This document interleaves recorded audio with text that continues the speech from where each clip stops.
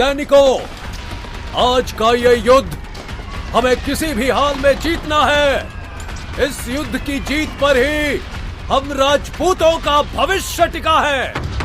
इन मुगलों को तो हम एक बार पहले भी बयाना में हार का मुंह दिखा चुके हैं और आज भी ये बाबर और उसकी सेना हम राजपूतों की संगठित शक्ति के आगे अधिक देर तक ठहर नहीं पाएगी। तो कहिए, क्या आप सब मेरे साथ इन विदेशी लुटेरों को धूल चटाने के लिए तैयार हैं?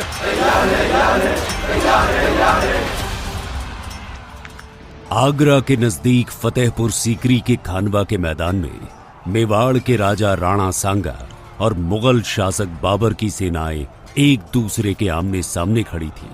राणा सांगा की तरह बाबर ने भी अपनी सेना का प्रोत्साहन बढ़ाने के लिए उनसे कहा, तुम में से किसी को भी इन राजपूतों से डरने की जरूरत नहीं है। इनके पास भले ही हमसे अधिक सेना है, लेकिन हमारे पास तोपों और बंदूक की ताकत है जिसका कोई तोड़ इन राजपूतों के पास नहीं है। तो बोलो, क्या तुम सब इन राजपूतों का सर कलम करने को तैयार हो?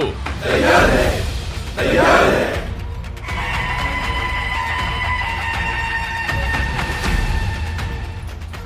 बिगुल की आवाज सुनते ही राणा सांगा चिल्लाए, जाओ, टूट पड़ो इन मुगलों पर। राणा का आदेश मिलते ही उनकी सेना की एक टुकड़ी मुगलों की सेना की तरफ पूरे जोश के साथ दौड़ पड़ी।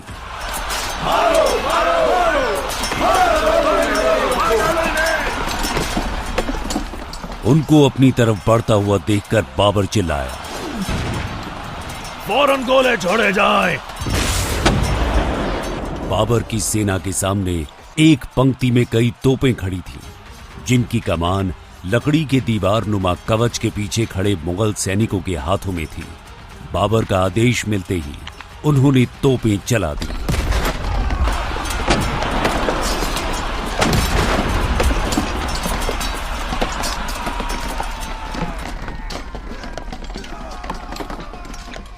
तोपों के प्राण घातक वार से राजपूत सेना घायल होने लगी, लेकिन फिर भी वो रुके नहीं। अपनी पूरी हिम्मत और जज्बे के साथ आगे बढ़ते रहे। राणा दूर से हाथी पे बैठे ये सब देख रहे थे। तभी मुगल सेना ने राजपूत सेना पर बंदूक चलानी शुरू कर दी।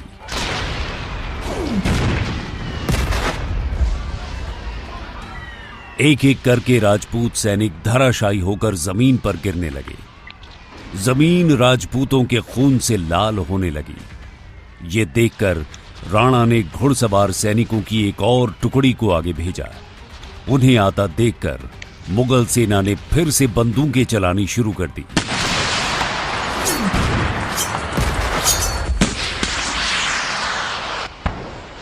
लगातार चलती गोलियों की आवाज सुनते ही राजपूत सेना के घोड़े और हाथी बिदक गए। हाथी और घोड़ों की अचानक मची भगदड़ से पैदल सेना उनके पैरों के नीचे दबकर मरने लगी। जो उनकी चपेट में आने से बच गए, वो अपनी जान बचाने के लिए इधर उधर भाग रहे थे। युद्ध का मैदान सैनिकों की चीखों से गूंज रहा था।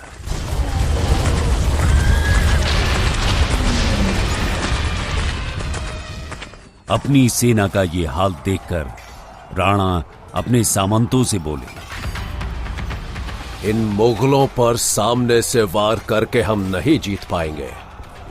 हमें इन पर दाएं और बाएं दोनों ओर से वार करना होगा। राणा की योजना अनुसार राजपूती सेना ने मुगल सेना पर दाएं बाएं दोनों तरफ से वार करना शुरू कर दिया। खुद राणा सांगा एक आंख, एक हाथ और एक पैर से अपंग होते हुए भी मुगल सेना पर टूट पड़े। अपने दांतों से घोड़े की लगाम दबाए, एक हाथ में तलवार लिए वो बाबर के सैनिकों को गाजर मूली की तरह काट रहे थे। दोनों तरफ के घुड़सवार एक दूसरे को कड़ी टक्कर दे रहे थे। मुगल सेना बार बार राजपूत सेना को वापस पीछे धकेलती। राजपूत सेना दोगुने जोश के साथ वापस उन पर भारी पड़ने लगती। इस बीच बाबर ने अपने बंदूक और तोपधारियों से कहा, सामने खड़ी राजपूत सेना पर फिर से गोले गोलियों की बरसात करो।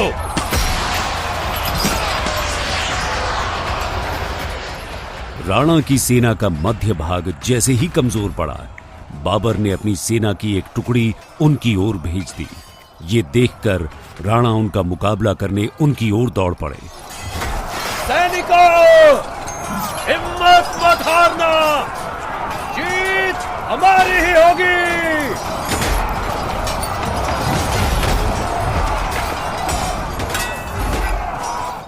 राणा का जज्बा देखकर बाबर भी हैरान था। उसकी नजरें सिर्फ एक मौका तलाश रही थी और उसे वो मौका मिला भी। लड़ते लड़ते राणा सांगा अपने सैनिकों के घेरे से थोड़ा अलग हो गए और ठीक उसी समय बाबर ने उनके सीने पर निशाना साधकर उनकी तरफ एक विषैला तीर छोड़ दिया। क्या राणा सांगा बाबर के विरुद्ध 16 मार्च 1527 में हुए इस युद्ध को जीत पाए? राणा और बाबर के बीच युद्ध के क्या कारण थे? कुछ कहते हैं कि राणा ने खुद दिल्ली पर कब्जा करने की मंशा से बाबर को अफगानी सरदार इब्राहिम लोदी का विनाश करने के लिए काबुल से भारत बुलाया था। इस तथ्य के पीछे कितनी सच्चाई है? राणा ने कैसे इब्राहिम लोदी पर विजय प्राप्त की थी?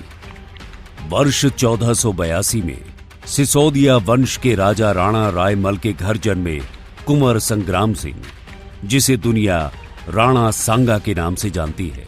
उन्होंने राजगद्दी संभालते ही अपने राज्य मेवाड़ की सीमाएं बढ़ानी शुरू कर दी थी। उनका शासन राजस्थान, गुजरात, उत्तर प्रदेश और मध्य प्रदेश तक फैला था।